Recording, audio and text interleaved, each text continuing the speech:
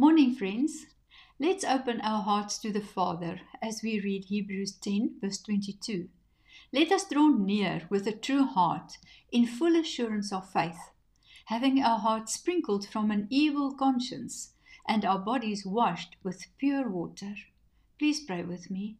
Father, cleanse my altar today. Wash my heart from bitterness, offense, and unbelief. I lay down every burden that has polluted my worship. Purify me, Lord, until my gratitude is pure and my motives guided by your presence. The presence that is consuming my carnal thoughts to be the spiritual being you created me.